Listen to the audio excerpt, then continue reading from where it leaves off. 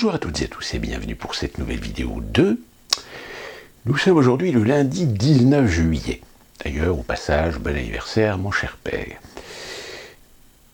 Le 21 juillet, donc, mise en application de l'extension du pass sanitaire. Et aujourd'hui, nous venons d'apprendre que le Conseil d'État a validé l'extension, à l'exception qu'il va falloir remodeler un petit peu le principe sur les centres commerciaux. Et oui, parce que forcément, si on doit contrôler les accès des lieux publics concernés par l'extension du pass sanitaire, ça veut dire qu'il va falloir des vérifications à l'entrée, à l'accès.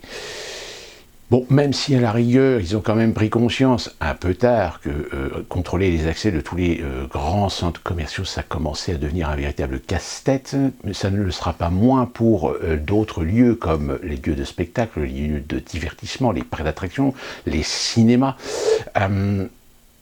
Néanmoins, le fait que le Conseil d'État valide, bah écoutez, ça ne fait que confirmer ce que je vous ai dit dans une précédente vidéo qui était titrée « La République est morte ». Alors on a appris que la France Insoumise ainsi qu'un certain nombre de républicains ont décidé de faire un recours au Conseil constitutionnel.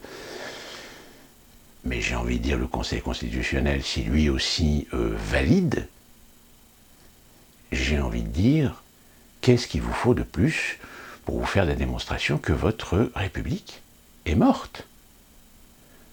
Ces gens sont en train de vous retirer les fondamentaux même de la Constitution, vos libertés, votre liberté de choix.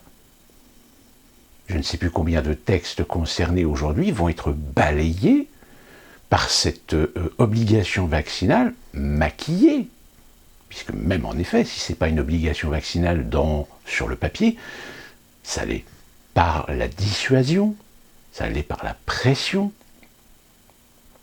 Alors en effet, le 14 juillet, il y a eu des manifestations, le 17 juillet également. Qu'est-ce qu'on constate ?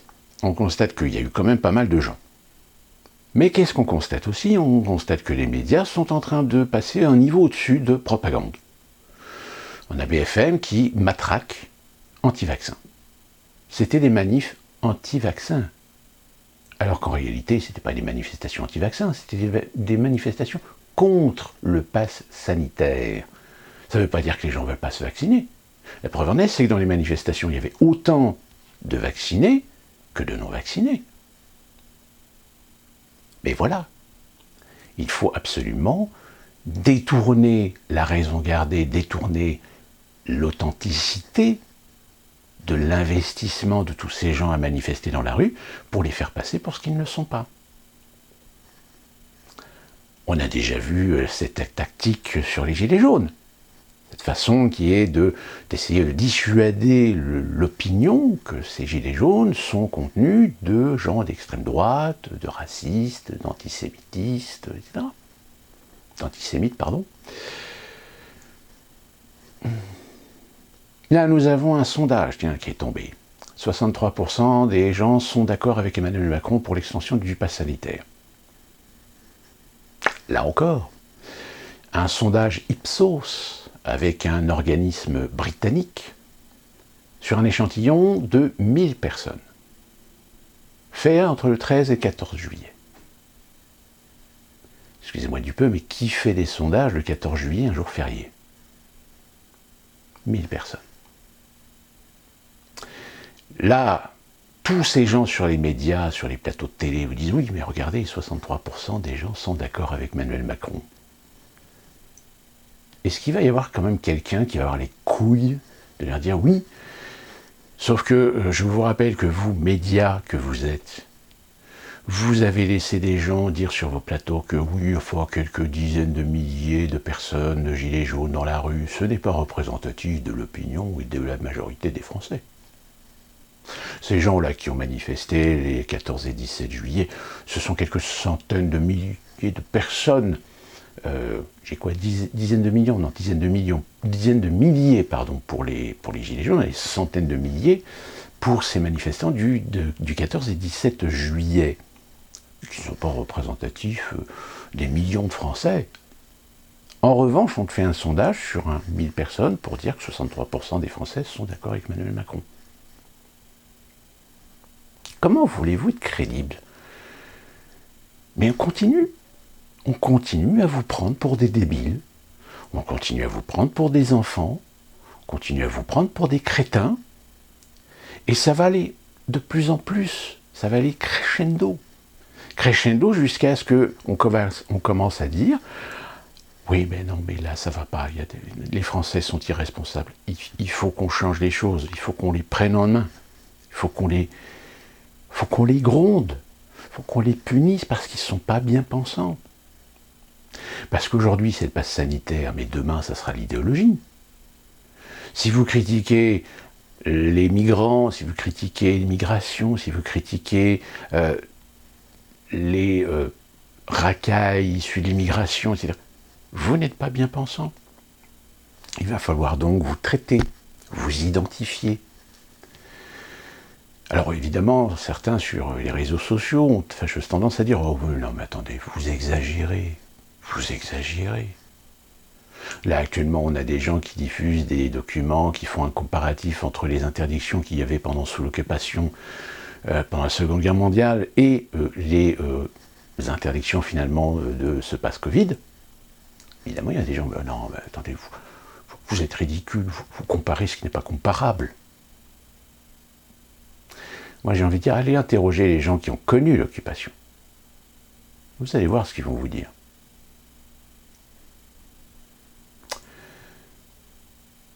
Alors attention, aussi sur les réseaux sociaux, on voit actuellement un certain nombre de documents estampillés de logos de certaines entreprises qui commencent à dire que oui, vous comprenez, vu la situation, vu les décisions du gouvernement, il serait bien que les employés, les salariés se vaccinent. J'ai envie de dire attention parce que beaucoup de ces documents en fait sont des faux.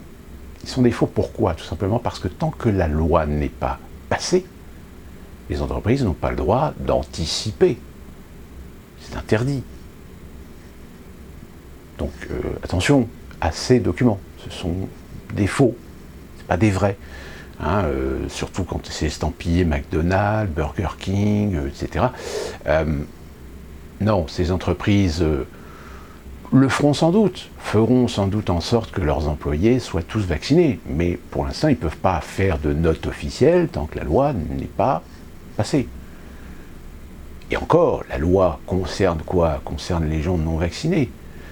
Donc pour l'accès au restaurant, etc. Donc en effet, de fil en aiguille, si le client ne peut pas rentrer dans un restaurant parce qu'il n'a pas de passe, en toute logique, il est évident qu'il ne peut pas y avoir d'employés qui n'ont pas de passe. Vous voyez? Donc, il va y avoir forcément un enchevêtrement de règles qui vont se succéder dans ce processus. En revanche, l'ambiguïté, c'est que les gens qui seront dépositaires de l'autorité de l'État, ce qu'on appelle plus vulgairement la police, elle pourra rentrer dans les restos avec des agents non vaccinés, qui pourront contrôler des passes sanitaires de gens vaccinés ou non vaccinés. Et que les non-vaccinés, évidemment, se prendront une amende jusqu'à combien? 1 an, 2 ans d'emprisonnement? Et le commerce, évidemment, vu que le commerce n'a pas assumé sa responsabilité de faire un contrôle de ses clients, hein,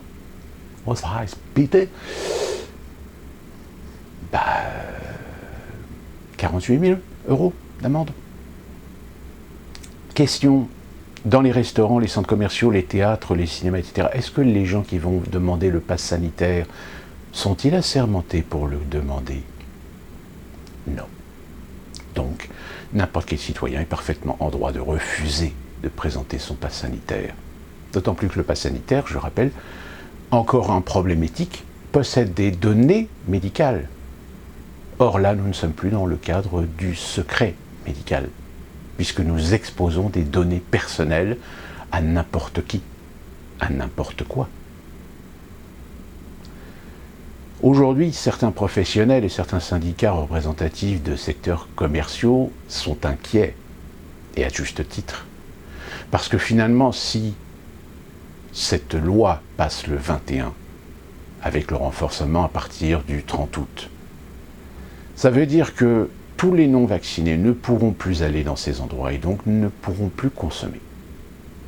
Pire, Cela risque d'engendrer une solidarité de la part de gens vaccinés qui n'iront plus dans ces endroits.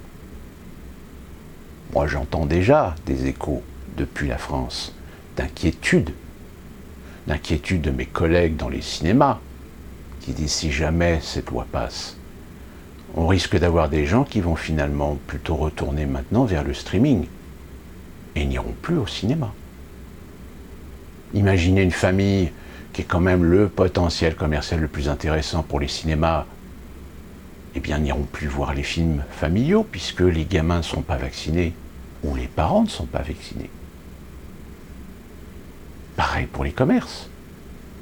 Ou les petits commerces encore, à la limite, sont ceux qui tirent le meilleur épingle du jeu, puisque pour l'instant, eux, ils ne sont pas concernés. Mais les bars et les restaurants, alors déjà, on a à Saint-Malo un séditieux qui a décidé que lui ne demandera pas les passes sanitaires. Et qu'il a même mis 42 000 € ou 45 000 € de côté pour payer l'amende. Combien sont-ils qui vont faire ça? Je pense que malheureusement, il y en a beaucoup qui vont le faire à leurs risques et périls, finalement. Parce que même si on vous annonce médiatiquement que ça sera 45 000 € d'amende et 2 ans d'emprisonnement, ce que les médias ne vous disent pas, c'est que ça pourra aussi entraîner une fermeture administrative. Quelle menace! C'est de la menace. C'est de la menace pour mettre en place un régime de contrainte. Le pire, ce sont sur certaines radios, sur certaines chaînes de télé, ces journalistes qui interrogent des intervenants et qui disent « Oui, mais regardez, 3 millions d'inscriptions pour des rendez-vous pour une vaccination, ça prouve que ça marche !» Près d'1 million de Français ont pris rendez-vous pour se faire vacciner depuis hier soir, c'est-à-dire depuis l'allocution d'Emmanuel Macron. À l'évidence, Emmanuel Macron, il a été convaincant? Qu'est-ce qui marche, pauvre conne? Le fait d'obliger, le fait de contraindre des gens à aller se vacciner. Parce que c'est bien ça. On restreint des libertés pour contraindre les gens à aller se vacciner. C'est pas un choix. Et vous, avec le sourire, vous dites, vous voyez, ça marche. Il a raison, Macron, de faire ça. Menacer, de punir le Français s'il se vaccine pas. Ah, mais elle est super belle, votre démocratie, là. Comme je dis au début de la vidéo, ils vous prennent pour des demeurés. Pour l'instant, oui, ça manifeste. Encore aujourd'hui, je crois qu'il y a un certain nombre de manifestations qui ont été organisées. Mais j'ai envie de dire, malheureusement, à mon corps défendant, que malheureusement, aujourd'hui, ce n'est plus suffisant.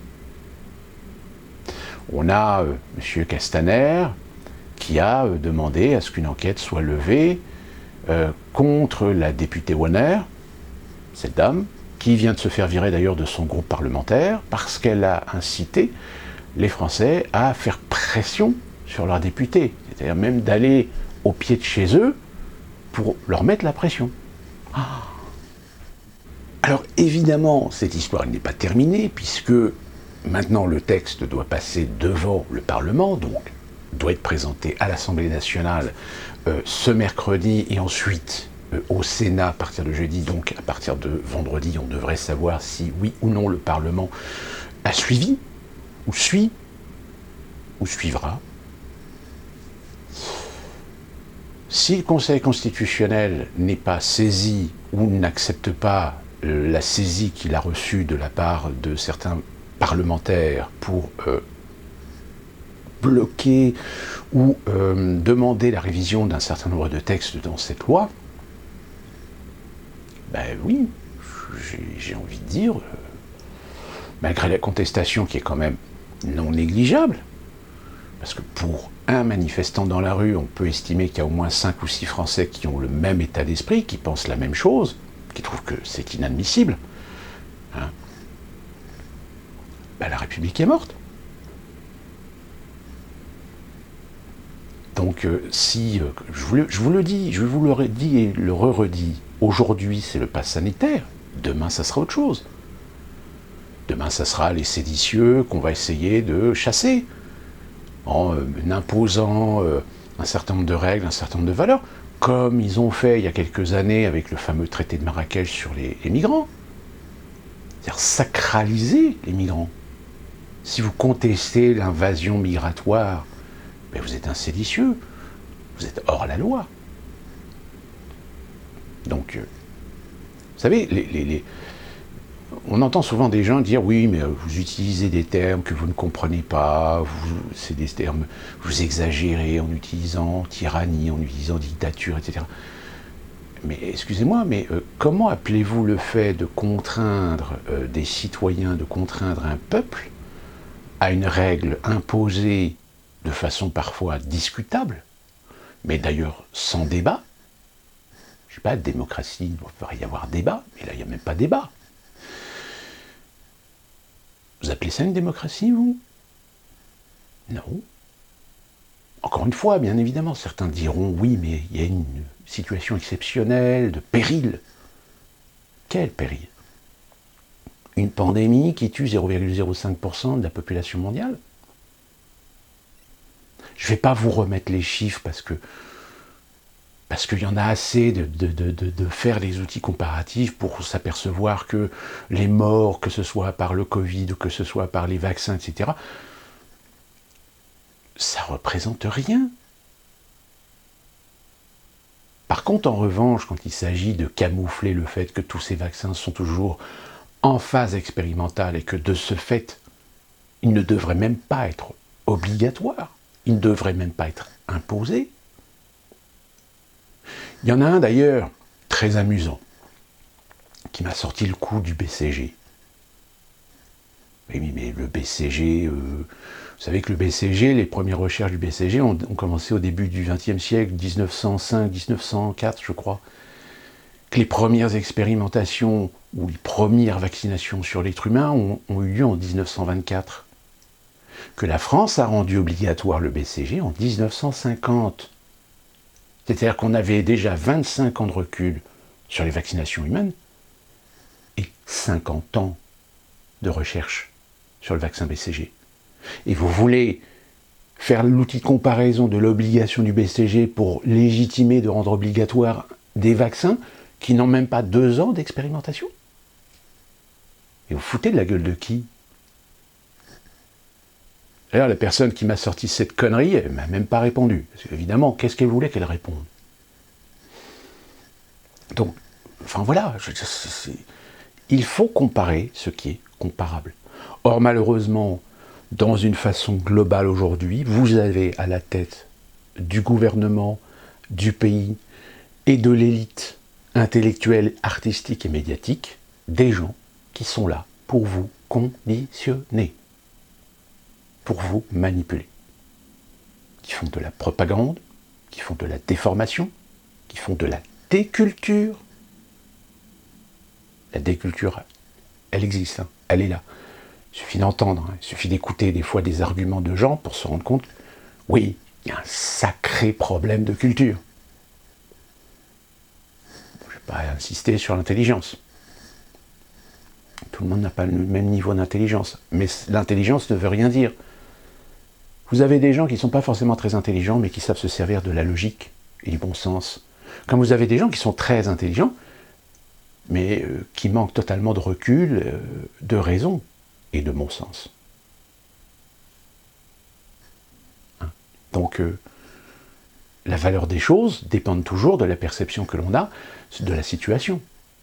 Or, on le sait, il y a beaucoup de gens malheureusement qui se contentent de ce qu'ils entendent pour ensuite répercuter les arguments et les éléments de langage pour justifier ou expliquer ou convaincre de leurs opinions. Alors qu'en réalité, ils ne se rendent même pas compte qu'au bout de 5 minutes, on démolit complètement leurs opinions. Parce qu'ils n'ont pas les références, parce qu'ils n'ont pas les outils comparatifs, parce qu'ils n'ont pas réfléchi, tout simplement. Attention, ce que je vous dis là, c'est valable dans tous les camps, hein. Aussi bien les pros, les anti, que gilets jaunes, que pro-Macron, etc. Et voilà, l'intérêt, au bout d'un moment, c'est justement dans le débat, dans les discussions, et c'est là qu'Internet joue son rôle important, c'est d'expliquer aux gens, attention, ne prenez pas comme argent comptant tout ce qu'on vous montre, tout ce qu'on vous dit. Prenez du recul. Il y a certaines informations, gardez-les sous le coude. Gardez-les en mémoire. Mais non, prenez pas comme acquis. Et avec le temps, vous verrez que si ce que vous avez entendu il y a 1 an, 2 ans, 3 ans se confirme par d'autres informations. C'est ce qu'on entendait, ce qu'on lisait sur certains sites considérés de complotistes. On dit non, c'est pas possible, ces gens-là sont dingues, c'est pas possible. Ça n'arrivera jamais, ça se verrait. Ben, force est de constater que là, ça se voit. Mais même quand ça se voit, il y en a qui trouvent toujours le moyen de vivre dans le déni, de se mettre des œillères. C'est comme cette remarque que je me suis faite, je veux dire, mais que pensent tous ces gens qui serrent la main à Macron, prennent des selfies avec Véran, prennent en photo avec Chapia, etc. Je suis curieux, mais ces gens-là, qu'est-ce qu'ils ont dans la tête?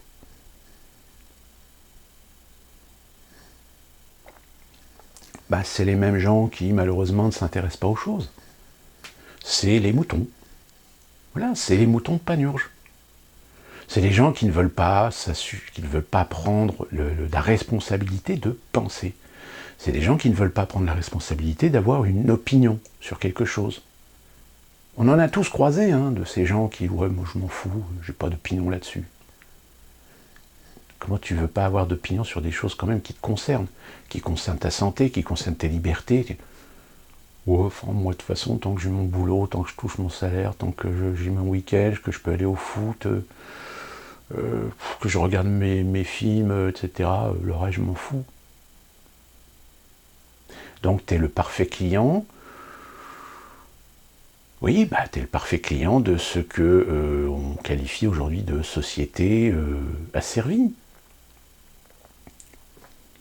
Tant que l'État subvient à tes besoins, eh bien, tu ne remets pas en question l'État.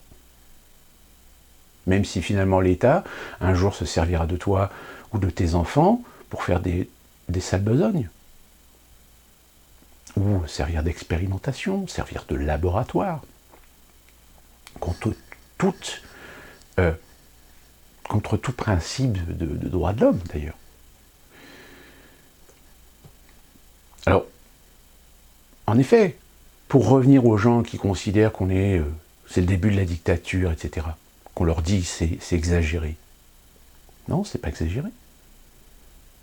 Regardez la critique que l'on forge souvent à l'encontre de la Russie, avec Poutine. Bon, j'ai déjà expliqué, la Russie est ce qu'elle est. Elle est un modèle de société complètement différent. Je rappelle que c'est une jeune démocratie. Donc, comme toute jeune démocratie, il y a des choses qui sont, qui ont besoin d'évoluer par elles-mêmes. Ça va venir.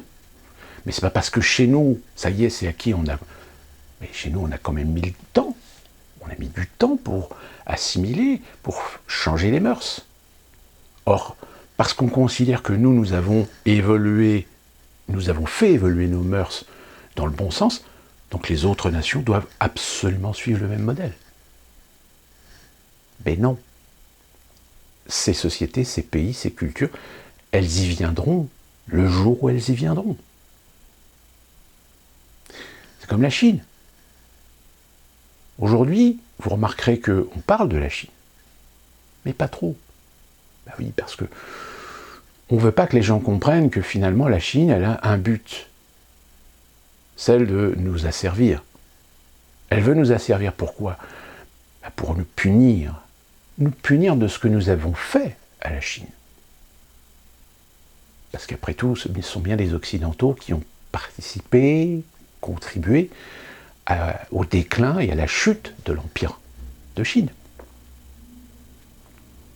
Donc, les Chinois ont beau être aujourd'hui dans un système communiste, il n'en reste pas moins des Chinois, avec une histoire et des souvenirs.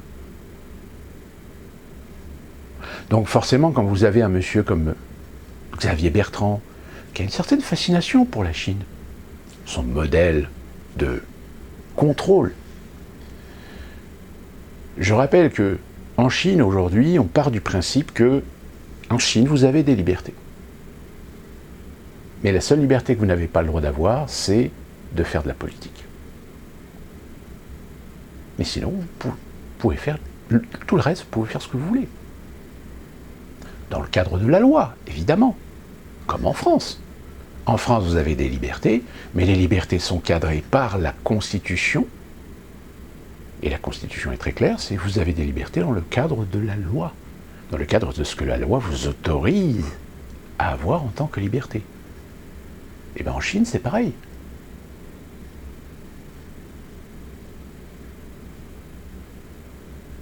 Sauf qu'en Chine, vous n'avez pas le droit de faire de politique. Voilà, c'est tout simplement ça. Et qu'est-ce qui se passe en France aujourd'hui? Vers quoi nous allons?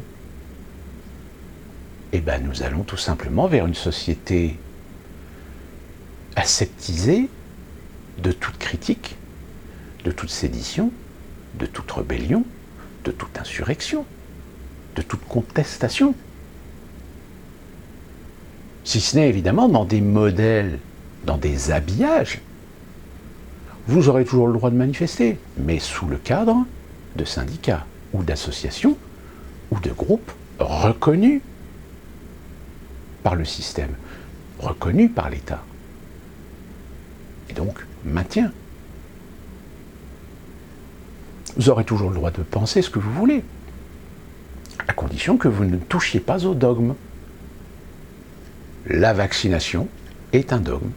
Vous remettez en question la vaccination, alors vous êtes séditieux. Comme je l'ai rappelé sur Twitter, j'ai répondu à quelqu'un sur justement la dogmatisation des informations, etc. Et il se trouve que ce commentaire a été retweeté par un grand nombre de gens, parce que je mettais en évidence le fait, c'est que il est quand même formidable que dans une république laïque, on ne soit plus en mesure d'imposer ou de régler le problème de la religion, de toutes les religions, parce qu'on fait de la différenciation des religions en France, parce qu'il y a derrière un clientélisme politique, évidemment. Mais que tout d'un coup, on se rende compte qu'on applique exactement les mêmes valeurs, les mêmes principes que la religion, quand tout d'un coup des gens remettent en question des dogmes. C'est-à-dire qu'aujourd'hui, et j'avais fait justement ce parallèle avec l'Inquisition espagnole, nous sommes en train de voir des gens qui sont en train de remettre en place une forme d'inquisition idéologique. C'est-à-dire petit à petit, on va réussir à conditionner des gens au dogme de la vaccination, sans même qu'ils réfléchissent, sans même qu'ils comprennent ce que c'est que la vaccination, le principe de la vaccination, de ce que je vous ai expliqué à plusieurs reprises, comme tous les traitements. C'est-à-dire qu'on part du principe du bénéfice de la grande majorité, mais évidemment avec un risque pour une minorité. Mais ça, non. On occulte complètement cet aspect. Preuve en est, regardez dans certains médias, dans certains journaux télévisés, on entend le 100% vaccinal, le 100% vacciné. Ce qui est complètement idiot, parce que je suis sûr et certain que parmi vous, vous avez dans vos entourages, dans vos relations, des gens qui ne pourront pas se faire vacciner. Parce qu'ils ont des allergies, parce qu'ils ont des comorbidités, ou il y a un haut risque. Vous avez par exemple des gens qui ont été atteints du Covid, qui sont tombés malades du Covid et qui ont été guéris. Est-ce que ces gens-là, est-ce qu'ils ont besoin d'être vaccinés? Mais logiquement non, puisqu'ils ont été atteints par la maladie, ils ont été atteints par le virus. Donc, s'ils sont guéris, ils ont leur immunité. Donc, ils n'ont pas forcément besoin de vaccin. Je dirais même peut-être qu'il y a un risque de vacciner avec un ARN messager sur quelqu'un qui a déjà eu un Covid. Il ne risque pas d'y avoir un conflit à un moment donné là-dedans. Donc le 100% vacciné, encore une fois de plus, on vous prend pour des débiles. On infantilise la société, donc après, on lui parle comme si c'était des gamins. Logique. Sauf que, malheureusement, comme il y a un impératif d'accélérer le mouvement, c'est peut-être un petit peu trop tôt. Donc, aujourd'hui, ces idéologues sont confrontés à des gens qui savent encore se servir de leur cerveau, qui savent encore réfléchir, ou plus simplement, qui ont connaissance, conscience de leurs droits fondamentaux. Et donc, qu'est-ce qu'on va faire face à ces gens ? Eh bien, progressivement, on va amener des situations et des contextes pour modifier les lois, pour modifier les textes, pour abroger justement ces droits, parce qu'il y a une situation exceptionnelle qui fait que, et on va pérenniser le système. Oui, vous avez toujours des droits. Oui, la Constitution, les droits de l'homme, oui, ils sont toujours là. Mais modifiés, abrogés, suspendus par des textes, parce qu'une situation a fait que. Pour information, souvenez-vous du 11 septembre 2001. Le fameux Patriot Act devait être un texte abrogeant un certain nombre de libertés et de fondamentaux des citoyens américains, de façon temporaire.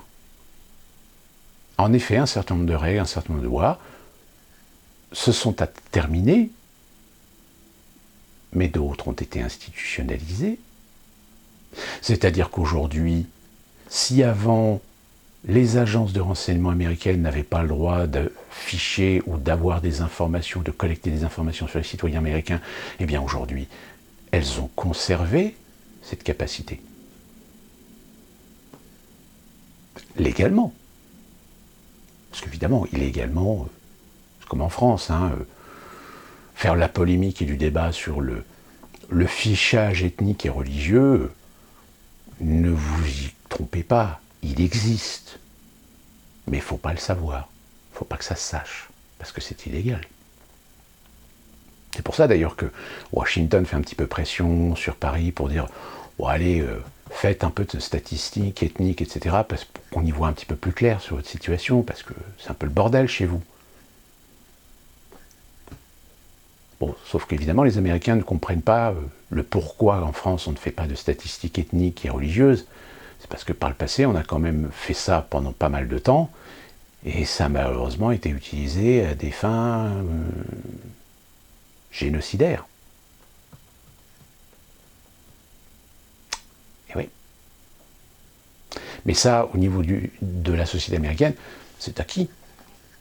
C'est acquis et c'est même naturel de pouvoir indiquer, parfois dans des documents, dans des procédures, si vous êtes blanc, mexicain, enfin hispanique, non hispanique, asiatique, black, etc. Si vous êtes chrétien, catholique, musulman, un truc comme ça. Parce que les Américains n'ont pas cet état d'esprit de se dire, mais vous vous rendez compte que ces informations-là, si demain Washington tombe entre les mains de gens qui ont décidé de faire la chasse aux hispaniques ou de faire la chasse aux blacks, vous leur donnez tous les fichiers, toutes les informations sur vos identités, etc. Mais ça, non, ils ne comprennent pas ça. Ils ne comprennent pas parce que l'histoire aux États-Unis, c'est l'histoire selon l'œil des États-Unis. C'est qui a gagné la Seconde Guerre mondiale, c'est les Américains. Normal. Non, c'est pas les Américains, c'est les Alliés. Ouais, enfin les Alliés, sans les Américains, ils n'auraient pas gagné la guerre. Ouais. Et les Russes, c'est quoi? Ça compte pour du beurre? Vous voyez? Non mais, c'est un peu pareil en France, Je veux dire, c'est pareil,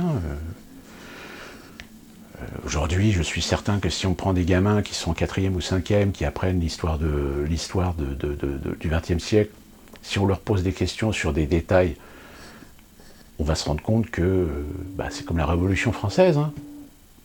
Beaucoup de gens croient que la Révolution française, c'est le peuple qui a fait la révolution contre la monarchie.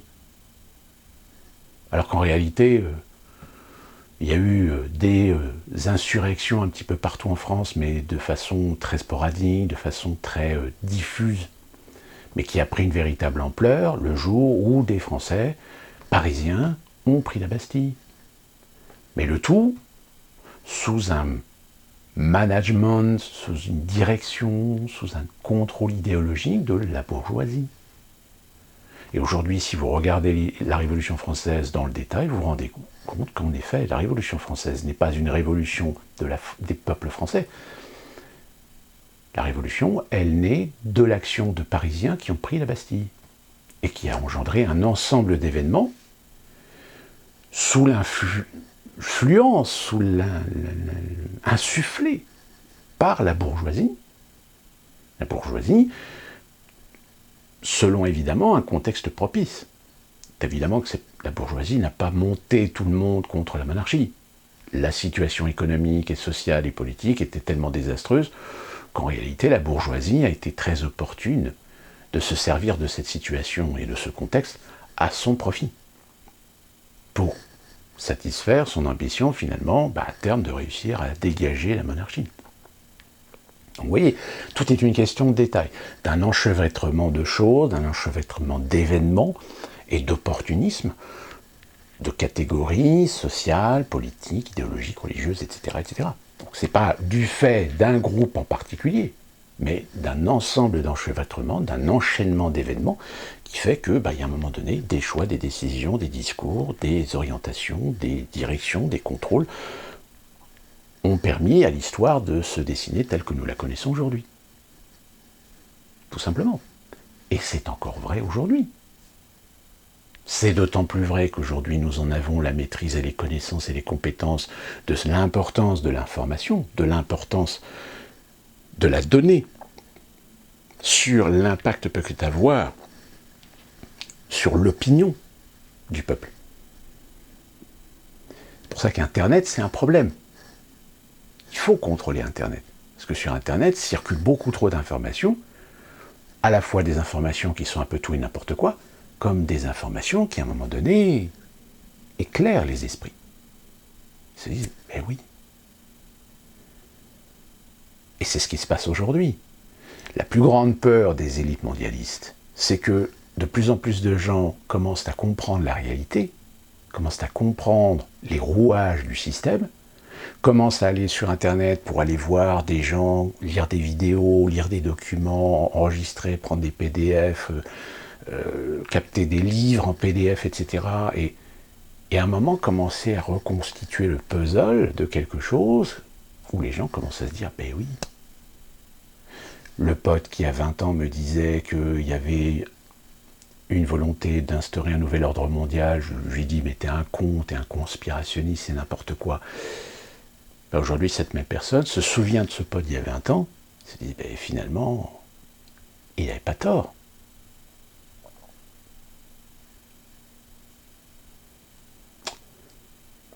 Donc, aujourd'hui, nous sommes les témoins de quelque chose d'important, qui aboutira à quoi? On n'en sait trop rien.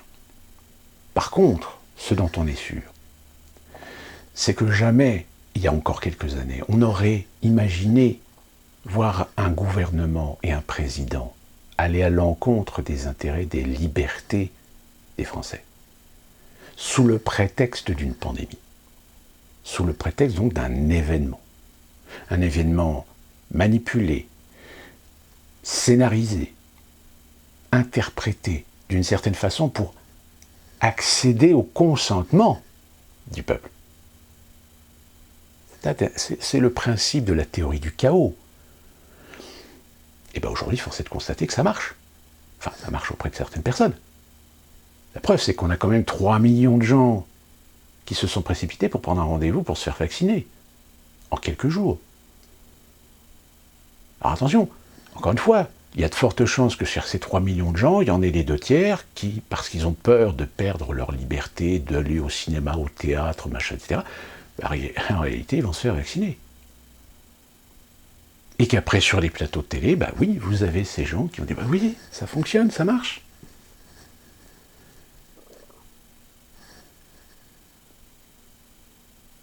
oui, c'est ça, c'est de la stratégie d'infantilisation.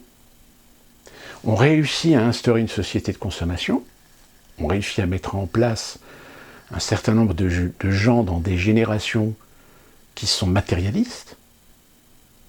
On le voit, hein, les gens ils sont même pas foutus de rester 1 heure sans regarder leur portable toutes les 5 minutes. C'est une drogue. Couper le portable, ça y est, ça devient une catastrophe pour ces gens-là. Ils sont perdus, ils sont paumés. C'est-à-dire que ce sont des gens qui ont basculé dans un monde virtuel et qui ont fini par se couper du réel. Donc vous pensez bien que ces gens-là, qui ont une vie sociale, si vous leur dites on va vous couper le téléphone si vous ne vous vaccinez pas, ils vont se vacciner tout de suite, hein, en urgence. Prenez tous ces gens qui ne voient leur vie que par le prisme des réseaux sociaux. Dites-leur demain, si vous ne vous faites pas vacciner, on vous coupe votre compte Twitter, Instagram, Twitch, TikTok. Ils iront se vacciner tout de suite. Donc comprenez bien la mécanique.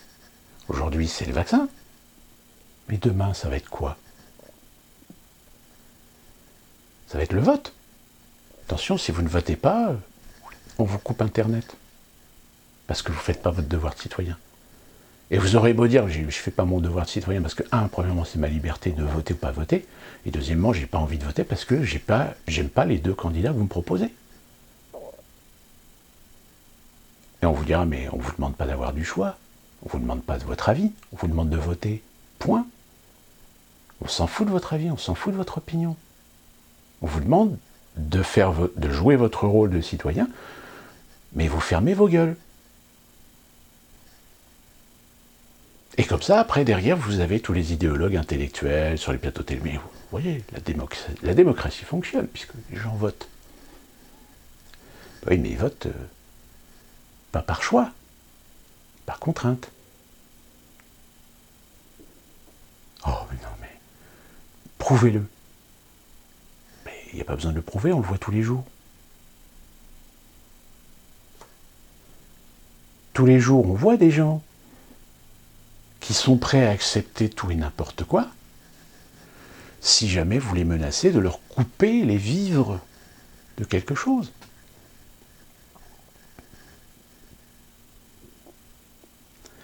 D'où le déséquilibre que vous avez aujourd'hui par rapport à des gens honnêtes qui essaient de trouver un boulot, de gagner un salaire, d'avoir une vie décente.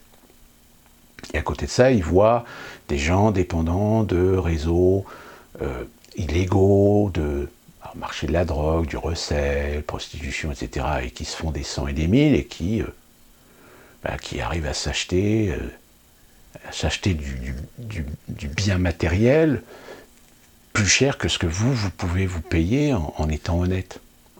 Donc vous créez un déséquilibre.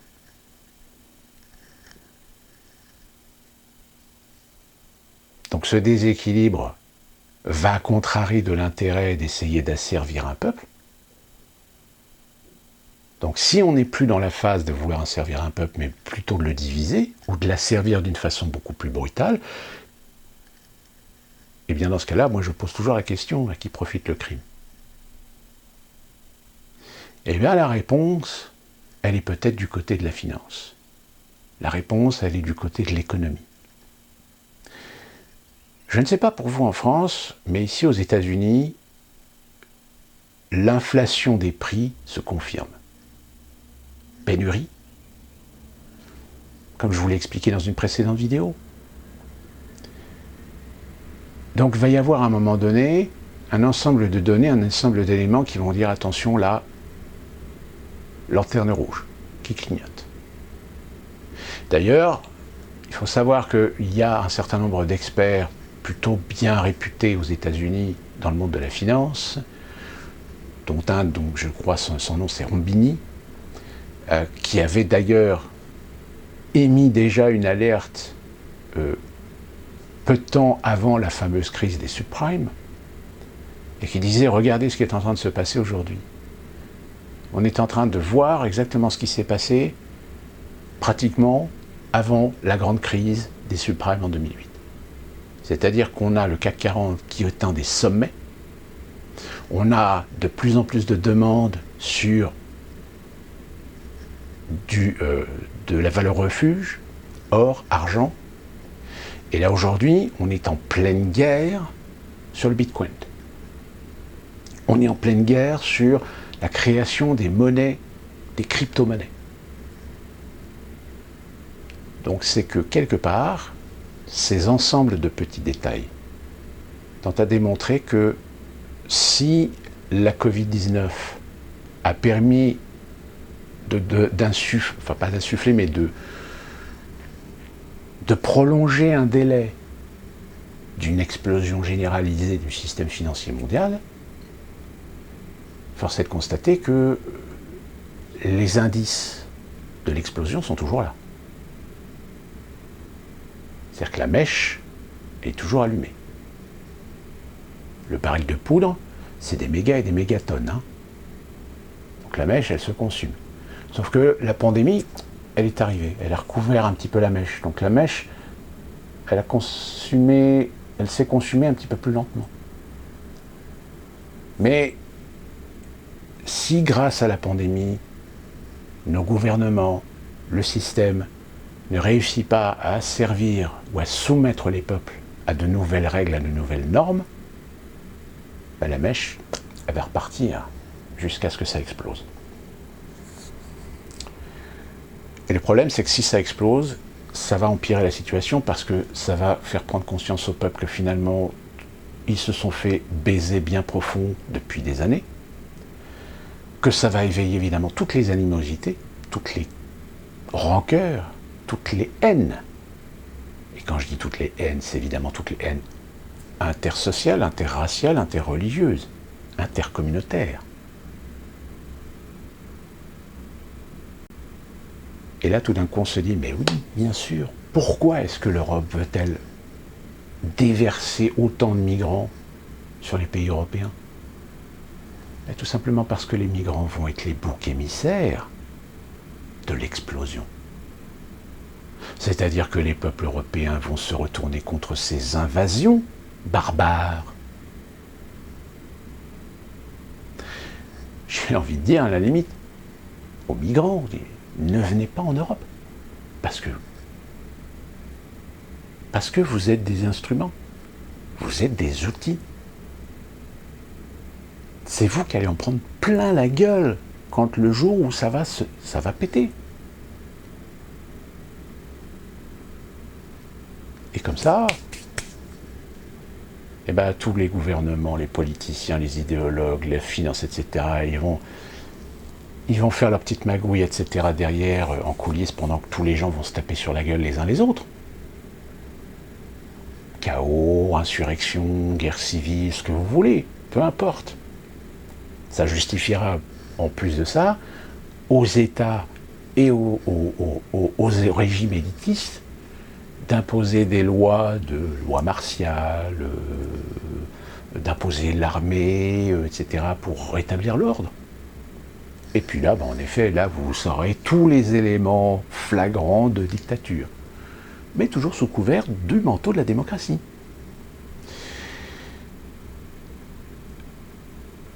Alors, là, ce que je vous explique, je l'ai déjà expliqué dans plusieurs vidéos, mais je le redis, et je le redis, et n'hésitez pas à partager cette vidéo pour essayer de toucher le maximum de gens, pour les amener à réfléchir à ces choses-là. Parce que, très sincèrement, il n'est plus complotiste aujourd'hui d'imaginer que tout ce qu'on est en train de voir aujourd'hui n'est que le fait d'une Covid, n'est que le fait d'une pandémie. Non. Ce qui est en train d'arriver aujourd'hui, c'était préparé. C'est l'issue de quelque chose qui découle d'un certain nombre d'événements qui s'étalent depuis les 40, 50, 60 dernières années. C'est pas que aujourd'hui. Pourquoi est-ce qu'on retrouve ce qui est en train de se passer aujourd'hui dans un certain nombre de rapports, dans un certain nombre d'études, d'un certain nombre de groupes, de banques, de finances, d'analyses, même les Rockefeller, il y a plusieurs années de cela, avaient anticiper ce genre de scénario.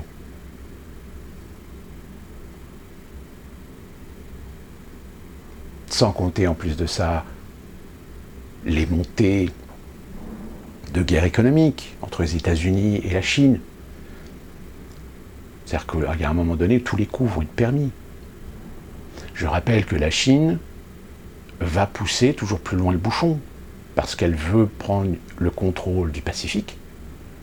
Donc il y a des chances que la Chine convoite à un moment donné d'envahir Taïwan. Taïwan qui est sous protectorat américain.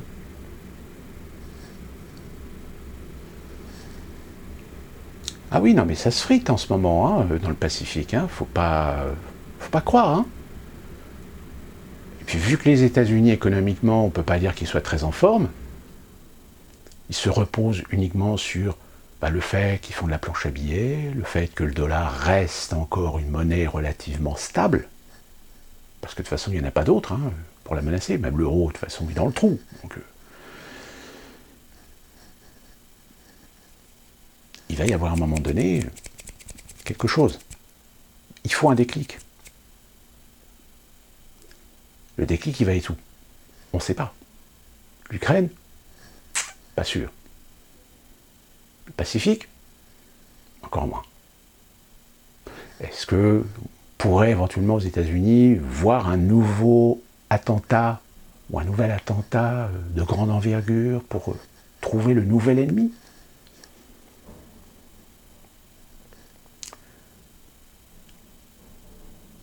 Je pense que chaque jour alimente par certaines informations, et Dieu sait que les informations, elles arrivent. Alors parfois, il y en a certaines très anodines, parfois très insignifiantes, mais qui, à un moment donné, dans le temps, tout d'un coup, on se rappelle, tiens, mais au fait, oui, j'ai vu ce truc-là.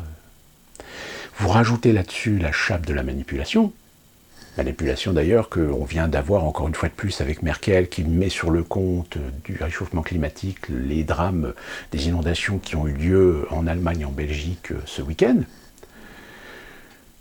Alors qu'encore une fois, ça n'a rien à voir. Mais voilà, tout est prétexte à alimenter ou à suralimenter la théorie du réchauffement climatique pour servir les intérêts des écologistes de salon, de nous vendre le photovoltaïque, l'éolien, de supprimer de plus en plus le carbone, de supprimer tout ce qui est émissions de carbone. Mais ça fait partie de cette politique, hein. Je vous l'ai dit, hein. Ne vous inquiétez pas. Dans quelques années, vous verrez qu'on vous interdira ou qu'on vous supprimera la propriété d'une voiture. On vous obligera à la louer. On ira même peut-être jusqu'à vous demander, est-ce que vous en avez vraiment l'utilité? Vous habitez où? Ah mais vous avez des transports en commun que vous pouvez utiliser pour aller à votre travail. Vous n'avez pas besoin de voiture. Oui, mais si je veux faire des courses... Ah mais pour les courses, pareil. Nous avons aujourd'hui développé des infrastructures de livraison à domicile. Donc, attention, ça ne concernera pas forcément tout le monde, hein. Les riches continueront à faire ce qu'ils veulent. D'ailleurs, j'invite ceux qui sont éventuellement à Paris de vérifier auprès du Printemps ou de la Samaritaine, voir si à l'entrée du magasin, ils vérifient bien les passes. Parce que vu le nombre de touristes qui vont dépenser de la thune dans ces boutiques de luxe, est-ce que le business ne va pas passer en priorité que de vérifier si les gens ont bien un pass sanitaire, s'ils ont un PCR négatif, pour rentrer dans le magasin? Je ne suis pas certain. Parce que si vous avez la cousine du frère du neveu de l'Émirat arabe uni qui veut aller faire ses courses au printemps, vous croyez qu'on va vérifier si elle a le PCR négatif ou si elle a un pass... Je ne pense pas. Tous les lieux de luxe, à mon avis, Champs-Élysées, Vuitton, la fameuse boutique Vuitton, pareil. Est-ce qu'ils feront un contrôle à l'entrée pour ne laisser rentrer que les gens qui ont un pass Covid? Bon, même si évidemment, pour l'instant, les magasins ne seront peut-être pas concernés. C'est uniquement que les centres commerciaux. D'ailleurs, les centres commerciaux, je vous l'ai dit au début, hein, ils sont peut-être un petit peu précipités au niveau organisationnel et ça pose des problèmes. Et donc du coup, vous avez les lobbies qui ont bien fait leur boulot pour que finalement le Conseil d'État dise « Ouais, mais attendez, on va peut-être réfléchir un peu pour les centres commerciaux, voir si on ne peut pas faire autre chose autrement. » Et donc voilà, je veux dire, c'est une continuité. Donc on va voir cette semaine comment vont réagir le Parlement et si le Conseil constitutionnel est saisi par rapport à cette loi. Je ne suis pas très optimiste sur éventuellement un retour de bâton au niveau parlementaire ou en constitutionnel. Je pense qu'à mon avis, tout le monde va dire Amen sans broncher. Il y aura des gens qui vont broncher, les insoumis, quelques républicains broncheront, mais de toute façon, majorité. Hein. Ils ont déjà fait passer des lois qui sont inadmissibles. Pourquoi pas celle-là? Je veux dire, ça ne les gênera pas. Pour terminer cette vidéo, juste pour répondre à une question d'un d'entre vous, pour savoir pourquoi je n'étais pas sur Odyssée. Eh bien, j'y suis. J'ai résolu le problème. Donc j'ai un compte sur Odyssée. Donc là, pour l'instant, il n'y a qu'une seule vidéo que j'ai chargée, mais maintenant, les prochaines vidéos à l'avenir, je vais certainement les mettre en place, etc. Donc je vous mettrai en fait l'identifiant du compte Odyssée. Je ne vous mettrai pas le lien parce que, évidemment, YouTube, de temps en temps, a une fâcheuse tendance à bloquer les liens. Et je voudrais aussi vous informer que tous les réseaux sociaux actuellement, ainsi que YouTube, c'est le gros bordel. Et généralement, c'est un bordel qui est très significatif de changement des scripts, c'est-à-dire qu'ils font des mises à jour de leurs scripts, etc., et certainement de leurs algorithmes, parce qu'il y a de plus en plus de gens qui se plaignent que YouTube, par exemple, censure, strike des vidéos pour des fausses raisons. Moi, ça m'est arrivé de me faire striker une vidéo parce qu'il y a une musique qui est en réalité la musique de référence sur le droit, le copyright qu'il y avait. Quand tu écoutais la musique et la musique que j'avais dans ma vidéo, rien à voir. Mais rien à voir. Et puis malheureusement, quand vous êtes un petit sur YouTube, que vous n'êtes pas monétisé, quand vous réclamez, généralement, vous n'avez jamais de réponse. Et Facebook, c'est pareil. Facebook, en ce moment, doit certainement commencer à modifier les scripts en prévision de nouvelles règles, élections présidentielles éventuellement. Si bien qu'ils ont des fois des trucs qui pètent les plombs, qui vous font des avertissements, etc., pour, soi-disant, un truc qui ne correspond pas aux règles éthiques du truc. Vous avez remarqué qu'en règle générale, quand ils essaient de vous striker, ils vous disent que votre propos, votre post ne correspond pas aux règles de machin. Ouais, mais quelles règles? Sur quoi? Sur quel mot? Sur quelle vidéo? Précise. Et là, alors, il y a même c'est énorme. J'ai posté une image, mais une image, hein, juste une image. J'ai pas mis de commentaire, j'ai même pas mis le mot vaccin, rien. Une image sur cette fameuse. Alors je sais plus, je crois que c'est une éditorialiste qu'on a pu voir sur certains plateaux de télé. Je sais plus, je crois d'ailleurs qu'elle a même travaillé pour. Je ne sais plus quel journal. Et qui a mis une photo et disant oui, les manifestations avec le drapeau français équipé d'une croix gammée. Intolérable, etc. Bon, sauf que sur la photo qu'elle a prise, en fait, il n'y a pas de croix gammée, c'est la croix de Lorraine. Alors évidemment, derrière, elle a tout de suite rectifié son tir. Sauf que sur la photo, c'est marqué, sur la photo, le texte, il y avait anti-vaccin. Et bien même sur la photo, Facebook a trouvé le moyen de me mettre Covid-19, le fameux petit message, attention, machin, tout le tralala. Pire, ils m'ont même mis ce fameux message, informez-vous sur le Covid-19, etc., sur un post qui n'a strictement rien à voir avec Covid, ou avec les vaccins, ou quoi que ce soit. Donc, ne vous étonnez pas si sur certains réseaux sociaux, eh bien, ça commence un petit peu à péter les plombs, où les algorithmes commencent à vous tomber dessus pour tout et n'importe quoi, parce que je pense que là, actuellement, ils sont en train de modifier les scripts de leurs réseaux sociaux, de leurs applications, certainement dans le processus de quelque chose de plus plus contrôler ce que les gens disent, propos, etc. Et je vais terminer pour cette petite info. Biden accuse Facebook d'être responsable de la désinformation concernant les vaccins. Je vous l'ai dit, de toute façon, Facebook et Twitter, ils sont dans le collimateur des autorités, des politiques, certains politiciens américains. Donc, je vous en ai déjà expliqué dans une vidéo, ils vont passer à la trappe un jour ou l'autre. C'est évident. Donc voilà pour cette vidéo. Peut-être que je referai une vidéo avant la fin de la semaine, en suivi de ce qui va se dire, de ce qui va se faire un petit peu par rapport à ce pass vaccinal. Mais le fait est, c'est qu'ils sont un petit peu emmerdés parce que malgré les vacances, ils sont en train de se rendre compte que la mobilisation reste stable. C'est-à-dire que les manifestations attirent bien du monde dans pas mal de villes de France. Et que la fausse information faite par BFM pour essayer de manipuler, faire passer des gens pour ce qu'ils ne sont pas, ou prendre une minorité d'individus, une minorité de propos pour en faire une généralité, ou pour essayer de décrédibiliser les mouvements, etc., ça va s'accentuer de plus en plus. Ça va s'accentuer de plus en plus, et attendons-nous à ce que bientôt il y ait des scandales qui sortent sur certaines personnalités politiques qui ont des ambitions présidentielles. Ne nous y trompons pas. D'ici là, que puis-je vous dire de plus? De faire ce que vous voulez, mais surtout, portez-vous bien.